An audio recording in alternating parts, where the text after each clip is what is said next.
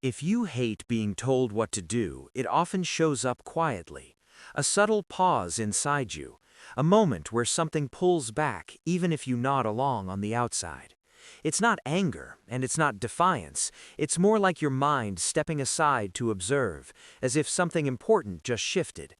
Most people don't notice this reaction in themselves, but psychology shows it's a meaningful signal, not a personality flaw. This trait is widely misunderstood. From the outside, it can look like stubbornness, ego, or an issue with authority, but internally something else is happening. There's a psychological reason why instructions can feel intrusive to you, even when they're reasonable. Your nervous system is highly sensitive to autonomy. It needs to feel choice, not pressure, participation, not override. One core trait behind this is a strong internal compass. Most people rely on external direction to orient themselves. You tend to reference inward first. Psychology shows that people with this wiring naturally check alignment before acting. So when someone tells you what to do, your mind pauses, not to resist, but to compare. Does this make sense to me? Does it fit?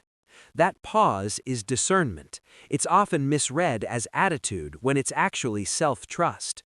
You may recognize this in small moments: unasked advice, instructions for something you already understand, someone insisting there's only one way. Even if you say nothing, something in you disengages. Internally, you're preserving agency. This isn't superiority, it's an internal standard at work.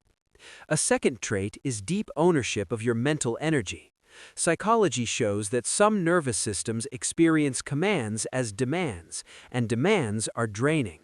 You likely notice that when you choose something freely, you can focus intensely and work far beyond expectations.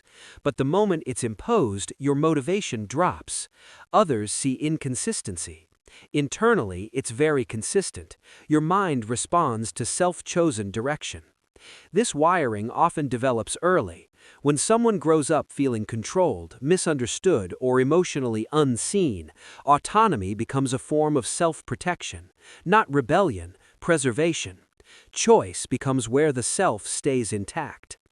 A third trait is heightened awareness of dynamics. You don't just hear what's being asked, you sense how it's being asked. Psychology suggests that perceptive minds track tone, intent, and power automatically. That's why phrases like "you should" or "just do this" can feel uncomfortable.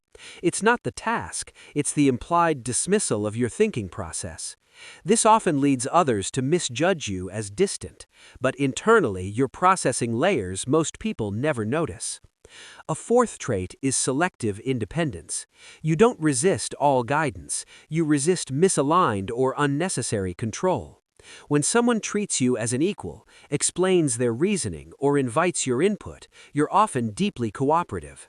Psychology shows this selectivity usually forms in people who learned early that not all authority is safe or accurate. The last trait is a quiet need for psychological dignity. Being told what to do can feel subtly reducing to you, not because you think you're better, but because your mind needs mutual recognition. You function best when your autonomy is respected. Under the surface, there's constant regulation, thinking, checking, maintaining internal balance.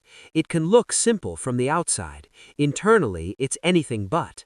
Some minds operate best on the surface, others are built for depth, and depth doesn't respond well to force. If you're drawn to psychology that explains these inner experiences in a human way, without labels or judgment, you may want to follow this space. Some understanding arrives not when you're directed, but when something finally names what you've always felt.